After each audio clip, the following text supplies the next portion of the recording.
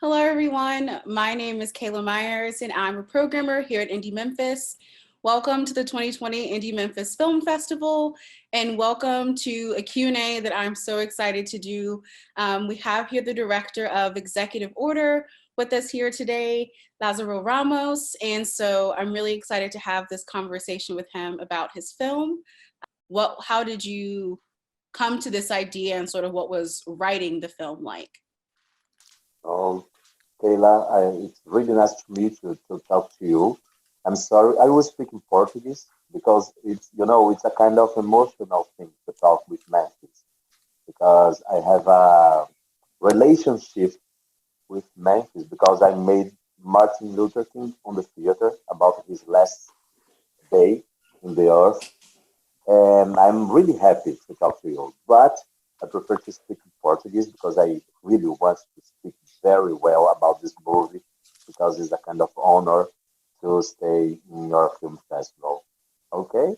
Yeah, of course. Esse filme é baseado numa peça de teatro que eu dirigi há 11 anos atrás, um espetáculo que falava sobre um futuro distópico, onde dois primos trancados num apartamento pensavam na sua condição de negro no mundo a partir de uma medida provisória do governo.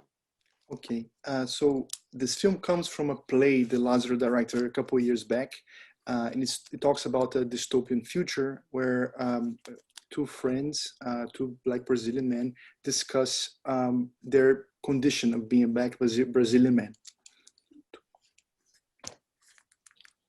Mas eu percebi que era uma história muito original e que ela poderia se transformar em cinema, principalmente se a gente trouxesse outros personagens para essa história. É um filme que ele mistura gêneros, o que para mim, enquanto cineasta, é interessante, importante fazer essa pesquisa de um filme que começa como comédia, depois vai para o thriller e depois vai para o drama. E eu acho que ele traz reflexões importantes para hoje, para os tempos em que a gente está vivendo. So Lazaro realized that the play would lend itself a lot to cinema, and he decided to do that by bringing some other characters into the story. And he understood that it was important to morph genres as he produced the film version of the original story. And the film sometimes is comedy, sometimes is thriller, and the genres keep morphing. And he thinks the film was very important, very timely as a representation of what's happening today. Yeah, in your answer, you kind of mentioned how the genre of the film sort of morphs. And I noticed that when watching that there's sort of this sense of humor throughout it, even though sort of the circumstances kind of keep getting higher and higher. And so I kind of just wanted to hear you talk about that, how you balance that in your writing, and then how you maybe balance that while editing the film. Eu acho que essa foi a parte mais difícil do filme, porque eu entendo que misturar gêneros é uma coisa que a gente experimenta pouco, mas eu acho que essa mistura de gêneros representa muito várias situações extremas que nós vivemos hoje. Situações que parecem uma brincadeira acabam se tornando momentos trágicos na vida das pessoas. Às vezes, as violências nascem de simples piadas humoradas. E eu entendi que eu tinha que me impor esse desafio de fazer o filme exatamente com essa dinâmica, para que nós, quando assistíssemos, tivéssemos essa sensação também. Ok. Tá bom. So for Lazaro, this was the most difficult thing, most difficult part of the whole process. And to mix genres is something that we don't do much. He doesn't do much. Usually represented a very big challenge, but a necessary challenge, because sometimes, and also because what we're experiencing today feels very much like we're mixing genres in real life. And he realized that sometimes very, very tough things, very, very hurtful things come because of a joke, because of a small event that then takes a much larger shape and is very detrimental. So to him, it was very important to try to mix these genres in order to convey, these ideas, which are very much a representation of what we are experiencing today in the world. E também é uma estratégia de aproximação. Eu acho que o humor e a emoção fazem com que o espectador se sinta acolhido quando assiste o filme, se entretenha também, e depois receba a mensagem que o meu filme tem. Esse filme que fala sim sobre identidade, fala sim sobre exclusão, fala sim sobre racismo, mas que quer trazer mais pessoas para esse assunto. Às vezes a gente fala desse assunto como se ele tivesse a ver apenas com a população negra. E eu não acredito nisso. Eu acho que todos têm que se envolver nesse assunto porque é um assunto de toda a sociedade. E o uso do humor e da emoção vem como estratégia de aproximação. Okay, Lazarus said that this way in which he decided to make the film, was very important because using humor is a way to approximate, to get closer to the audience. So issues like exclusion, like identity, that sometimes we attribute exclusively to the Black population. Into his view, it's not exclusive to the Black population. It's a subject matter that has to be discussed by everybody. And in order to get this audience, we have to invite them for the discussion. And humor in the change of genres is a technique that he found to be very helpful in order to discuss certain issues that sometimes are very complicated to discuss otherwise. Yeah, that's so interesting. And that's such a good point, that I feel like humor is a really easy way for people to connect and to understand. And it sort of like eases the feeling of sort of what you're realizing about yourself or the world or the structural kind of things that are within our societies. Something that I found really interesting, a particular scene that I found really interesting, is the scene really early on in the film when different people are visiting the inspector and like having that conversation about which country in Africa they want to. And I think for me, as someone who is a Black American, I think it's kind of picking at this idea that people have of countries in Africa without having, we all kind of have this like romanticized idea of what each country in Africa is like. And so I kind of wanted to hear you talk about that scene, what it was like either filming it, but also sort of the inspiration in terms of, and if that idea played a role at all. Esse filme é feito por muitas pessoas negras. A nossa equipe tem 80% de negros. O nosso elenco é formado por 77 atores e a grande maioria são atores negros. E o tempo todo, como diretor, eu estimulava que todos colocassem sua identidade e suas opiniões. Essa cena em particular,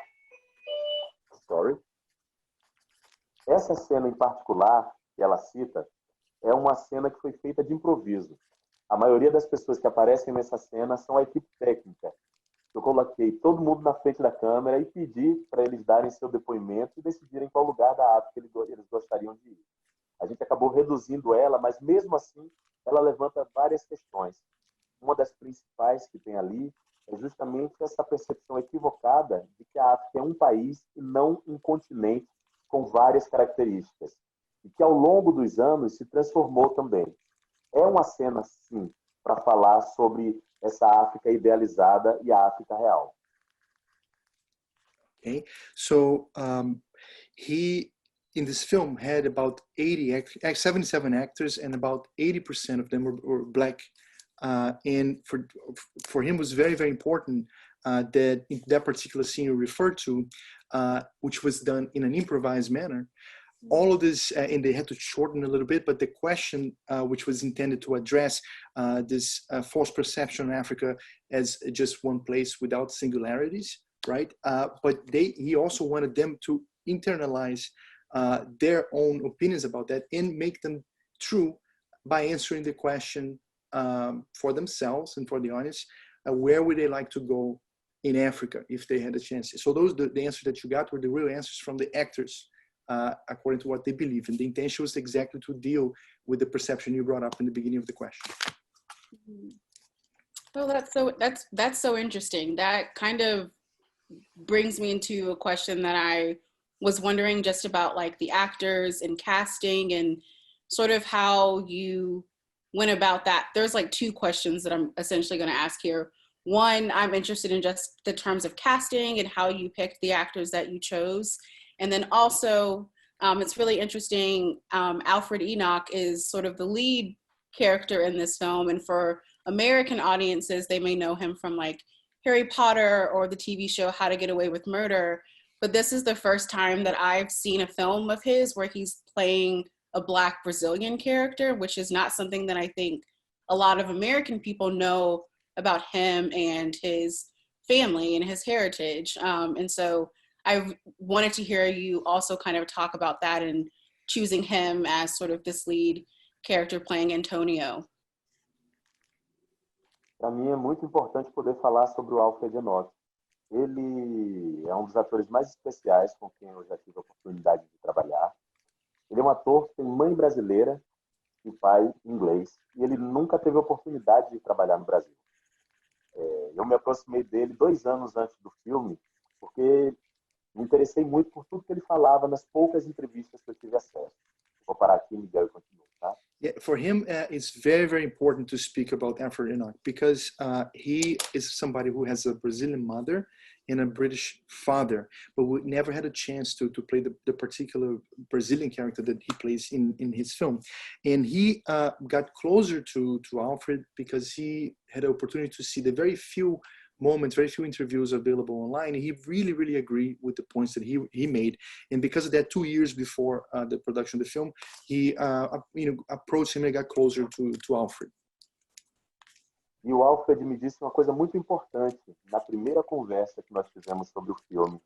Ele me falou sobre essa sensação de tentar entender qual é o seu lugar, sendo pai de pessoas de 2 países diferentes. E esse filme é sobre isso também. É saber onde é o seu lugar, onde você quer ficar, se você tem direito de estar num lugar ou se você tem que ser mandado para um outro lugar. E isso foi inspirador para mim. Além disso, ter esses 2 atores, o Alfred Enoch e o seu Jorge, com essas 2 energias que eles têm, é uma alusão também ao Malcolm X e o Martin Luther King.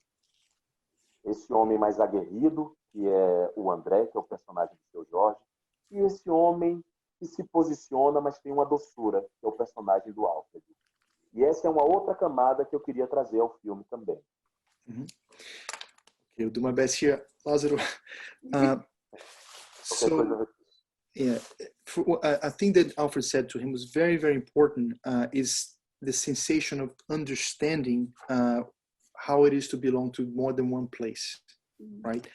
And to him that was very illuminating because the film, in so many ways, speak about how it is that a person sees themselves being from that place, or how it is to be in a place and be forced to have to leave that place, right? So to him, it was very illuminating to hear that from his actor because it had everything to do with the project they were working on. The other thing that he wants to bring up is working with Seu Jorge and Alfred in combination. To him was very interesting because there's a duality that he compared with Martin Luther King and Malcolm X.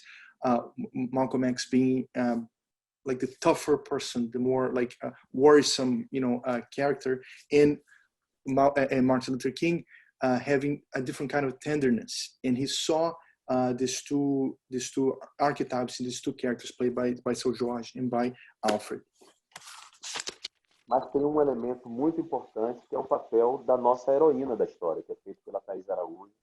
Eu tenho a alegria de ser minha esposa, alegria por vários motivos, por ser uma grande parceira de vida, mas por ser uma atriz admirável. É ela quem está na rua, é ela quem luta para chegar a algum lugar. E era um desejo que eu tinha também de ressignificar o papel das heroínas negras no cinema, principalmente da maneira que o cinema feito no meu país tinha mostrado até então. Então, tem um sentido maior também de inaugurar uma maneira de representar a mulher negra no cinema aqui no Brasil. So another very, very important point to him is the character of Thaís Araújo, the heroine of the film, which he's extremely happy that she happens to be his wife and his his partner in life, and also because she's a fantastic actor as well. And the idea of having her in this particular role is extremely important to him because it's a reinventing, or at least he's looking at the role of a Black woman in the Brazilian cinema, history, and trying to portray it in a different way. And for him, it's extremely important to be able to have that opportunity with this film. Yeah, there's so much that I feel like I could just pull from just that answer. And I think something that you just said that really stuck out to me was mentioning Alfred's comment about place. And one of my questions for you, and things that I've kind of been thinking about, especially since here in America, we've kind of had this summer that was kind of a reckoning for us. And I've been thinking about anti-Blackness within the context of the United States, but also sort of how anti-Blackness makes itself known in other places and other contexts, and especially with watching your film. And so I wanted to hear from you a little bit about how our struggles may be similar because we're both sort of fighting anti-Blackness, but sort of how is it similar but also different within a Brazilian context? Miguel, se eu entendi bem, ela quer que eu fale da diferença de ser preto no Brasil e na América? Não, ela está falando... So just a second, folks. Ela, uma pergunta muito importante, eu acho. Ela falou, porque agora aconteceu nos Estados Unidos, nesse verão, né, a luta contra o anti-Blackness, né? E ela estava perguntando, como isso é uma causa universal, como você vê a dicotomia, sabe, e também as semelhanças entre essa luta no Brasil e essa luta nos Estados Unidos. Acho que é a melhor maneira que eu posso traduzir isso. Assim. As lutas estão se misturando ao redor do mundo. Eu acho que esse ano foi um ano muito simbólico nessa luta, porque todos estávamos nas nossas casas, o que fez com que a gente ficasse mais atento às televisões e às redes sociais e experimentássemos essa grande violência que aconteceu aí e acordássemos para violências que estavam no nosso país também. Essa não é uma luta que começou hoje, ela já está aí há muito tempo, mas, ao mesmo tempo, esse ano foi um ano decisivo. Aqui no Brasil, várias pessoas que não falavam e não pensavam sobre esse assunto começaram a se posicionar. Os conflitos aumentaram também, assim como nos Estados Unidos. Mas o que eu vejo de aprendizado é uma população que grita chega. No meu filme tem isso também. E muita gente vai assistir esse filme agora e pensar que ele foi filmado em 2020. Mas não. Ele é um filme que teve seu roteiro feito há 7 anos atrás. Ele é feito como uma distopia justamente para ser um alerta do que a gente não quer que aconteça. E, infelizmente... Perdão, achei que você estava anotando, Miguel. No, I am... só para poder pegar, sabe, se não vou perder. Então, o que o Lázaro was talking about, to answer your question, the struggle is universal. It's not just like United States or Brazil. That's very clear. And this year is very symbolic here because we are all inside our homes, and which in many cases allow us to pay attention to what is playing on TV and allow us more time to experience certain things that perhaps some of us did not experience. For instance, what happened in the United States in the last couple of months was not just seen, but experienced. That's the word that he used, experienced by us in Brazil in a different way, which caused a lot of us in Brazil to start finally to talk about those things that are super important.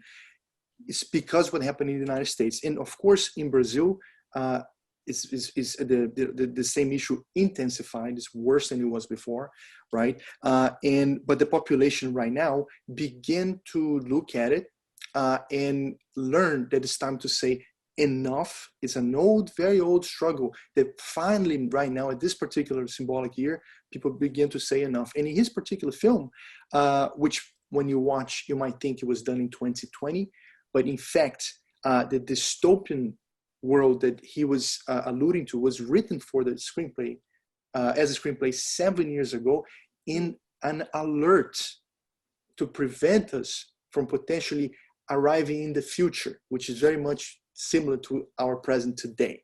So, and then he was about to complete the story. Isso não é algo a ser celebrado, é algo a ser lamentado, porque anos atrás, quando a gente pensou nesse filme, a gente estava sonhando com um mundo mais integrado, um mundo menos violento, um mundo com mais ética. E tem uma parte desse mundo que foi justamente o oposto disso. A arte nos avisou e a gente não escutou. E ao olhar para o filme, dá uma sensação de que a gente está andando em círculos. Mas, como eu sei e acredito profundamente no poder da arte, eu acho que esse filme pode ser mobilizador também. E ele pode mudar pensamentos.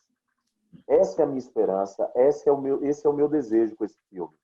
É claro que eu sei que ele tem limites também, mas ele é um estímulo para a gente fazer e ser melhor. Talvez eu esteja sonhando, mas Martin Luther King também sonhou.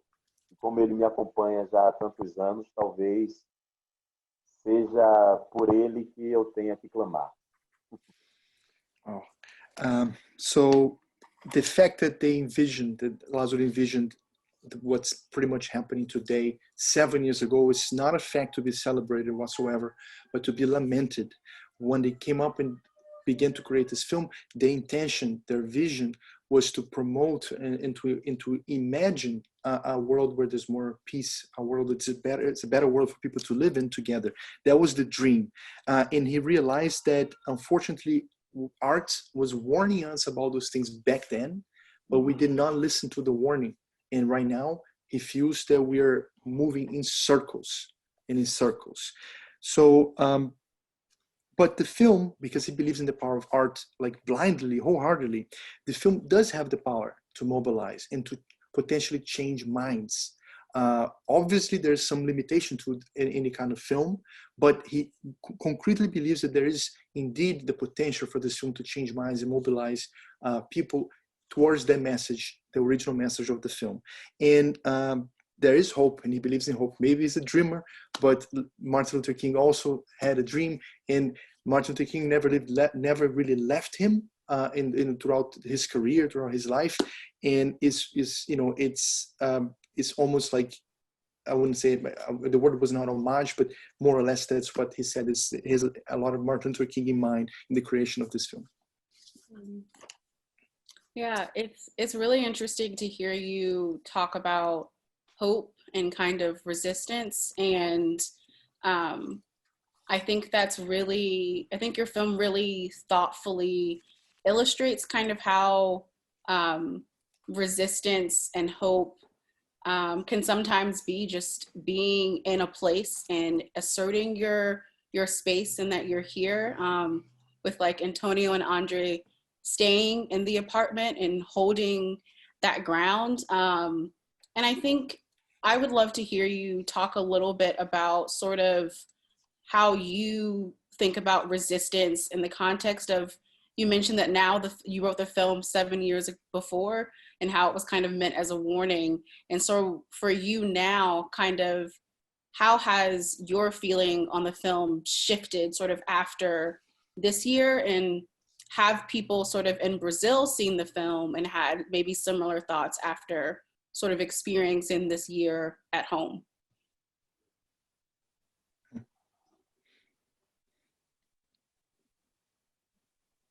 É muito difícil te responder isso hoje. Eu realmente não sei o que vai acontecer com esse filme quando ele se encontrar com a plateia dele, com o público dele. Talvez eu consiga falar para você mais sobre desejo.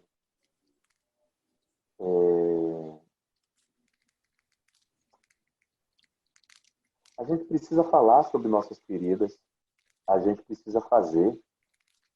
Não tem muito outra opção. Eu acho que eu, particularmente, seria uma pessoa muito mais sossegada se eu não me engajasse nesse tipo de filme, de projeto, de narrativa. Mas é um compromisso que a gente precisa ter. Se eu estou aqui hoje, é porque várias pessoas no passado se posicionaram e lutaram por um mundo melhor. E eu não tenho muito outra opção. Então eu lido com o meu desejo, com o coração que eu coloco, com a consciência que eu coloco nesse filme, em tudo que eu faço. E tenho que me contentar com a esperança de que a gente seja escutado e compreendido. Eu sei que muita gente vai escutar e compreender, mas o meu desejo é que mais pessoas do que as que pensam sobre esse assunto pensem também. E eu acho que a gente vai ter. O Festival de Memphis vai me ensinar um pouco sobre isso também. Vocês são a segunda plateia que o filme tem. E eu estou ansioso para ler sobre as coisas que vão ser escritas aí em Memphis e continuar aprendendo com esse filme também. Eu estou em construção, assim como o filme e a sociedade. Okay, so it's very difficult to answer this question. And to be very frank, he doesn't know how to answer it at this particular moment. He cannot predict how the film would change with all the changes that took place in the world at this point. But what he can talk about is his desire. He can speak about desire and what he envisioned as a desire when this film actually finds the public, right?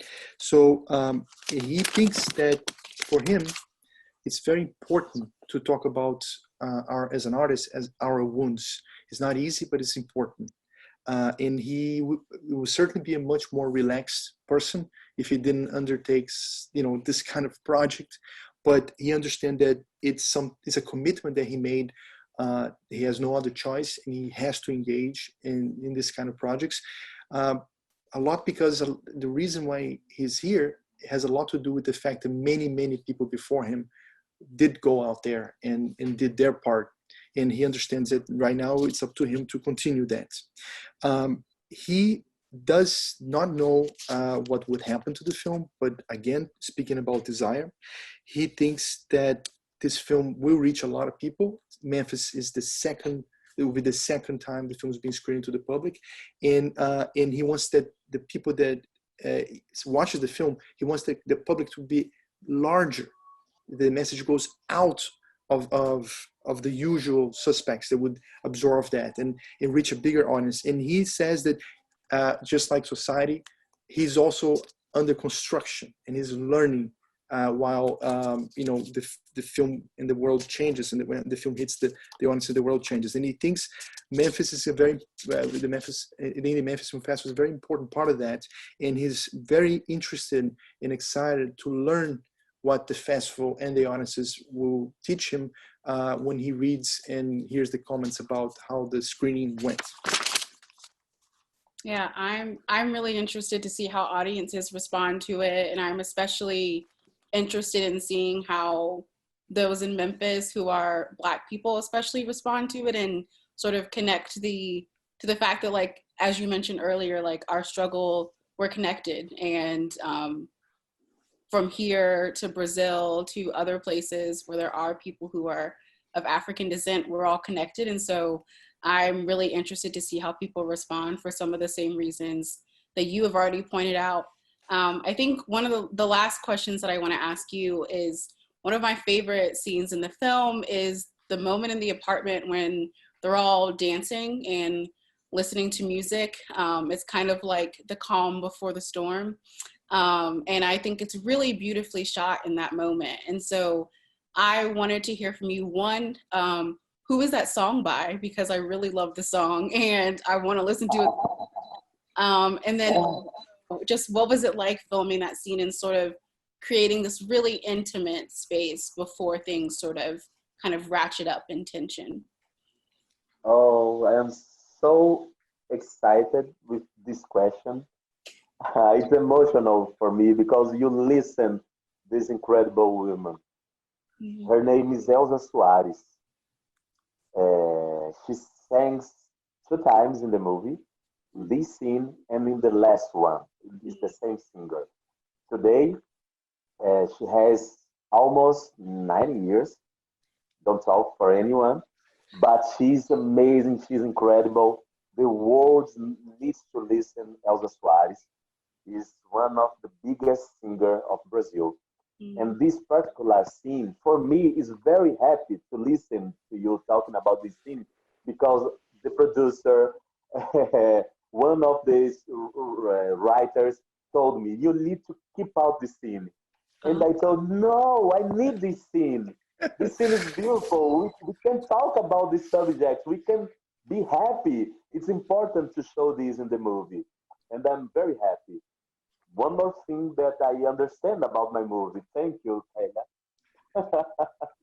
And yeah, you must to listen Elza Soares. Please, please. yeah, absolutely. Sorry, I talk in English. I'm really sorry, Miguel. Desculpa, fiquei tão animado e falei The, inglês. the Elza Soares gets you to speak English beautifully. Oh, because Elza is. Talk about Elza, Miguel, please. What a responsibility, it's like you said, Elza Soares is like, it's been around for a long time in Brazil. She's an iconic singer, cultural figure, and in a resistance person, very much. And I haven't seen your film yet, but like everything you said about Elza, I take it as total 100% truth. And if we all can do something to bring, her work to further to larger audience, great. And now I'm dying to see Lazarus film, which I haven't yet, especially now because of Elza is in it. But if you can cut the part that I talk about his age, is better because she didn't want it. Yeah, someone could. Yeah, I really, really love that scene, and I'm so glad that you didn't cut it out. I'm glad that you really stuck to your guns and kept that scene in, because you're right. It's happiness and it's beautiful, and like the fact that you kind of keep saying this, that these things coexist at all times, that we're constantly kind of resisting while also having these moments of joy and connection. And I think that's a really good place for us to sort of like end the conversation. This has been so wonderful, and I'm so glad that I got the chance to talk to you about your film. And I'm so glad that you brought the film here to Memphis. I'm really looking forward to seeing how audiences respond to it. Thank you so much, Miguel, for translating. Cannot imagine the energy that it takes to do that, so I really appreciate you and your work here today. Lazaro, do you have anything else that you want to say about your film before we end the Q&A? Just to say thank you, and I really want that the audience watch and be emotional with this movie. This movie is not from our heads; it's from for our heart. That's it. Just to feel it and enjoy the movie. And thank you very much. It's really important to me to show this movie in this particular film festival. Okay? So thank you very much. Yeah. All right. Thank you, everyone, for watching, and enjoy the rest of the festival.